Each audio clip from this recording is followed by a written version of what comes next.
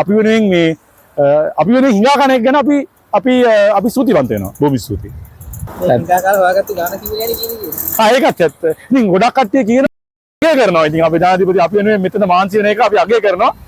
අපිට ඊළඟට කියන්න තියෙන එකම දෙයක් තමයි ජනාධිපතිතුමනි ඔබතුමාම කියනවනේ අපේ මේ ව්‍යවස්ථාව අනුව ඡන්දය තියනවා කියලා. ඉතින් ඒ ඡන්ද තියන්න. දැන් මම හිතන්නේ හිඟා කාලා දැන් සල්ලි ඇති මේ ඔය ඡන්ද තියන්න. ඒක නිසා ඡන්ද තියන්න කරුණාකරලා. මේ තියෙන මේ බෝඩ් එකේ තියෙන්නේ ඒක. ඔය බෝඩ් එකේ තියෙන්නේ ඒක.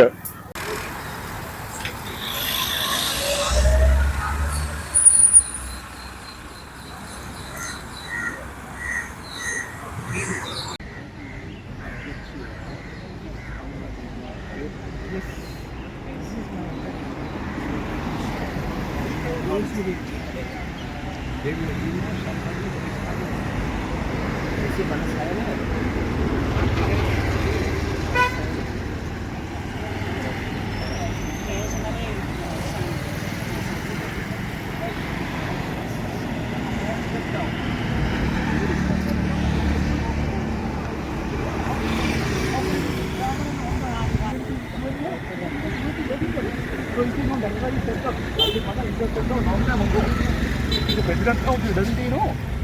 So he's saying, yeah, you talk about, don't say anything about me. I need to do something about myself. සුබ සන්ධ්‍යාවක්. අදත් අපේ තිමිරිගස්සේ ආය GGY good governance ආය මෙතන එක්රැස් වෙලා ඉන්නේ. පද්ධති වෙනසක් සහ system change එකක් වෙනුවෙන්. අද මේ සතියේ අපි දැක්කා ජනාධිපතිතුමා කියනවා අකමැත්තෙන් හරි ඔහු අපි වෙනුවෙන් හිඟා කනවා කියලා පිටරට ගිහලා හිඟා කනවා කියලා. ඉතින් අපි ජනාධිපතිතුමාට කියන්න තියෙන්නේ අනේ මෙච්චර නිහතමානී මෙච්චර අපි වෙනුවෙන් වැඩ කරන අපේ ජනාධිපතිට අපි කියන්න තියෙන්නේ බොහොම ස්තුතියි.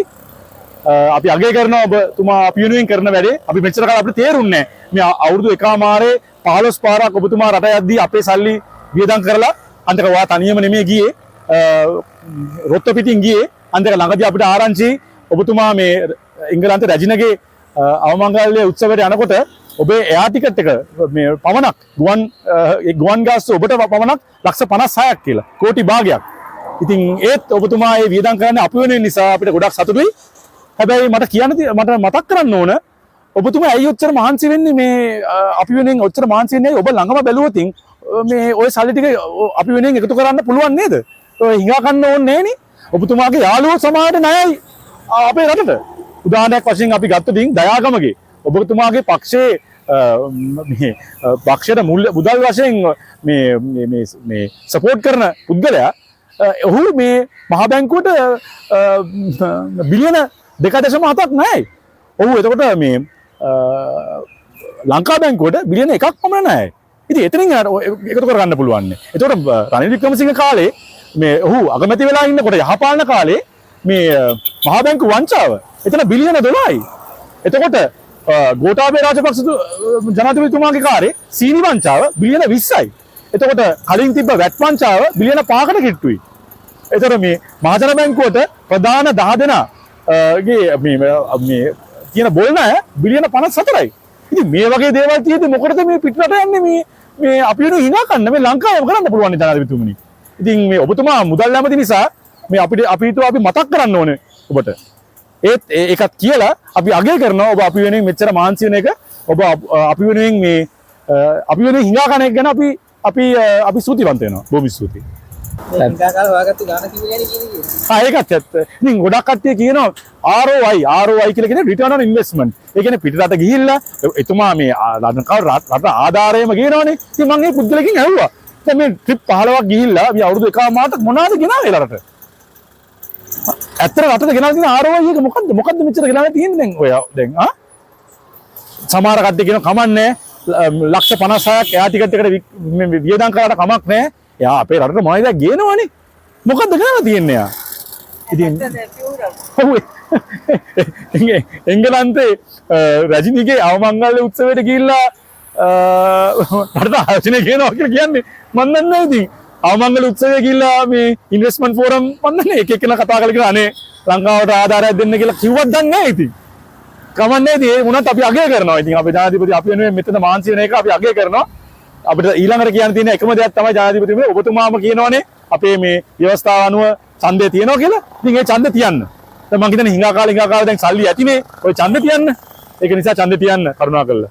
මේ තියෙන මේ බෝඩ් එකේ තියෙන්නේ ඒක. ඔය බෝඩ් එකේ තියෙන්නේ ඒක. බොහොම ස්තුතියි.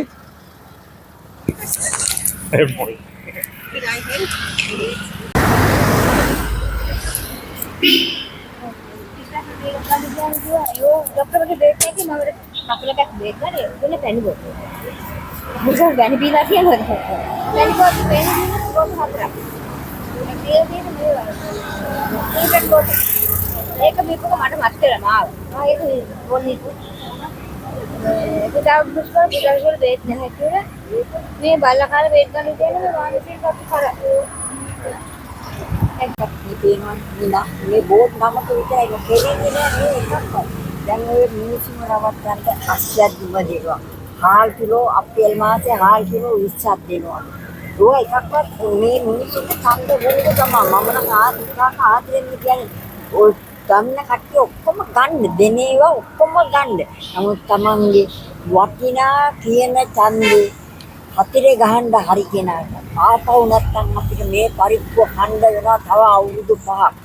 අපි විදලා තියෙන දුක් ඇති අපේ දරුවෝ විඳිනවා ඊට වඩා. ඉන්න පරම්පරාව නේද මේ අපි නම් අදහෙට මැරිලා යන්නේ. නමුත් මතු පරම්පරාව ජීවත් වෙන්න ඕනේ. මේ ඡන්ද ගුඬු වලට නම් අහු වෙන්න එපා. ඡන්ද ගුඬු වලට නම් අහු වෙන්න එපා. අරක දෙනවා මේක දෙනවා අරක කරනවා මේක කරනවා කියා තමයි මේ කට්ටිය ඡන්දේ ගන්නේ.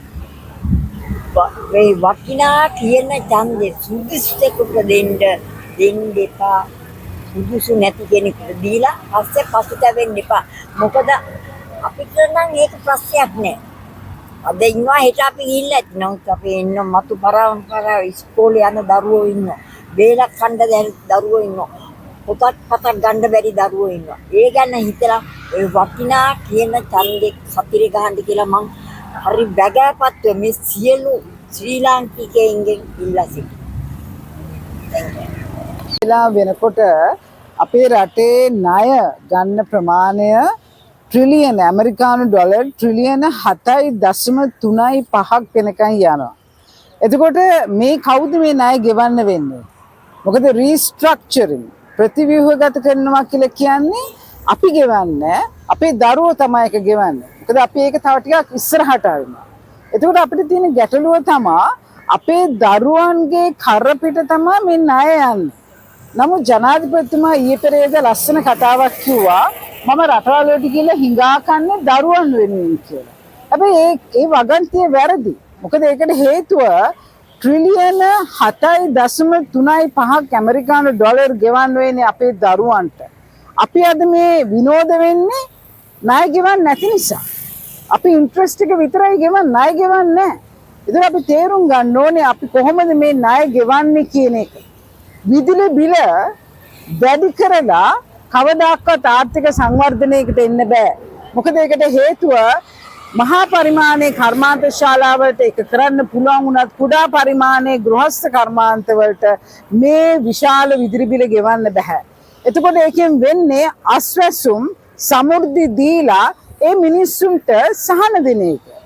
දෙයියෝ සාක්කි කොහොමද ට්‍රිලියන 7.5ක් ඇමරිකානු 7.35ක් කොහොමද ඇමරිකානු ඩොලර් අපි ගෙවන්නේ මේ අපි අස්වැසුම් සමෘද්ධි දීලා රටක ණය කළමනාකරණය කරනවා වගේම පාලකින්ට මොලේ තියෙන්නත් ඕනේ මෙච්චර විශාල ණයක් ගෙවන්නේ කොහොමද කියලා. ඒ නිසා මම විශේෂයෙන් කියන්න ඕනේ මේ ආණ්ඩුව ෆේල් සම්පූර්ණයෙන්ම ෆේල් ගෝඨා වගේම ෆේල්. මොකද ආර්ථිකය දියුණු කරන්න කිසිම මම්මාවක් හදන්නේ නැහැ කියන්නේ රටේ ආර්ථිකය ෆේල්. ඒ නිසා කරුණාකරලා දරුවන්ගේ අනාගතය ගැන කතා කරන්න එපා. මොකද දරුවන්ගේ අනාගතය අඳුරු වෙලා හමාරයි. ඒ නිසා මම විශ්වාස කරනවා ඡන්දයකට ගිහිල්ලා කරුණාකරලා මේ රටේ මොලේ තියෙන මිනිස්සු ටිකක් ඉන්නවා නම් समूह ආණ්ඩුවක් හදන්න ඕනේ. හැම පක්ෂම එකතුලා සමූහ ආණ්ඩුවක් හදලා මේ ණය ගෙවන්න පුළුවන් ප්‍රතිපත්ති හදලා ඉදිරියට යන්න ඕනේ. ඉතා ඉක්මනින් ඒක වෙන්න අවශ්‍යයි කියලා මම විශ්වාස කරනවා. are trying to stop us from talking and bringing our whatever we think. It's really a sad situation in the country. But they think that they are doing very well and they are carrying on. So the have not someone who are end of the day who are suffering. මේ ඔයගොල්ලෝ දන්නවනේ අර අපි liberty වෙන සමීර කියලා cycle කරන boy කෙනෙක් අර එයා මොකක් හරි දිනලා සයිකල් කරලා ඔව් දැන් එයාට at Good Governance Yaya GGY on our 256th day. We are here for good governance and system change, something that we've been asking for over 1.5 years now, since 2022.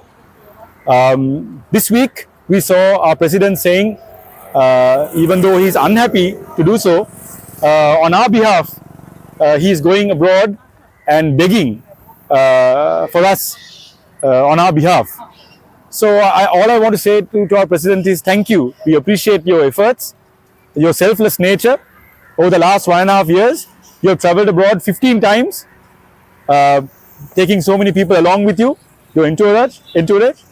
And while Sri Lanka was bankrupt, you've traveled so much. It's only now that we know that you are doing it for us, because you're so concerned about us. But I would also like to remind you, while you were doing that, did it not occur to you that with the bond scam, there was 12 billion rupees lost to the country during your time when you were Prime Minister during Yapalne? Did it not occur to you to check about what happened around 3 years ago with the sugar scam? 20 billion rupees was lost to the country. Did it not occur to you to check what happened with the VAT scam? Almost 5 billion rupees lost to the country. And what about the 54 billion in bad loans to People's Bank? Some of them have been approved. One of the parties, if you look at the top 10, one of the parties is Daya Gamage, the chief financier of the UNP, who owes 2.7 billion to People's Bank, who also owes $1 billion almost to Bank of Ceylon. And did it not occur to you while you were celebrating with Johnston Fernando cutting his birthday cake that Johnston Fernando owes almost $1 billion to the excise department, to his distillery? Also, Arjuna Aloysius owes almost a similar amount in money to the excise department. So while all this is there, while you seem to forget all this, you are still, you say you're traveling abroad to beg on behalf of us. So at this time, I'd like to say thank you, but don't forget there are far easier ways. As you're the finance minister of the country, there are far easier ways for you to get back this money rather than globetrotting at our account 15 times during the last 1.5 years. Thank you.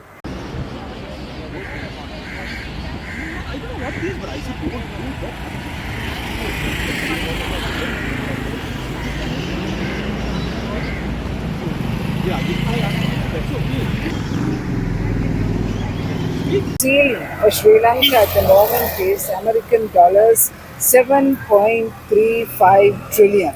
That's a huge amount.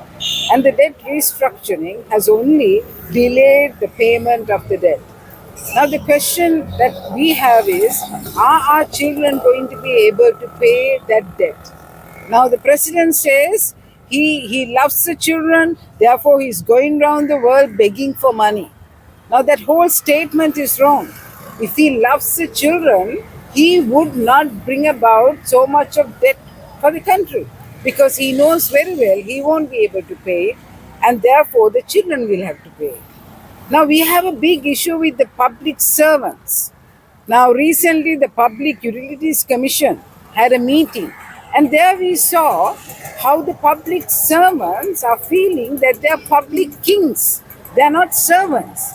Now they are of the opinion that they can take any decision and the public cannot give their opinion regarding it. Now, where can a country where there is no transparency and the people are not given their right to say what they want to say, can you call that country a democratic country and a developing country? No. So we have so many issues in the country right now. One is the people are not given the opportunity to speak up and contribute to development. And on the other hand, the people who are in authority, they're taking huge amounts of loans. And then the issue comes up now is, how are we going to manage all this debt? Now, the electricity bill is increasing. The Public Utilities Commission does not want to reduce it. So if the electricity bill increases, then the cottage industries would not be able to function properly. If the cottage industries are not functioning, if the people cannot, if they cannot create money, what will happen is that more and more people will have to be given Samurdhi or Aswasuma. Now, if we are creating a huge budget for Samurdhi and Aswasuma, just because the cottage industries are coming down, then there won't be any development in the country. So all what I can say in a summary is, this government has failed to think on economics. Their economic strategies are totally wrong. Therefore, important thing is the government should understand, let the cottage industries flourish, let the people earn their own money, reduce the electricity bill, and also public servants, I say again, public servants should learn to listen to the people, and the president must bring down the ceiling on the debt from 7.35 right down to 4 trillion only. Otherwise, we will pass on a huge burden onto our children, which they do not deserve.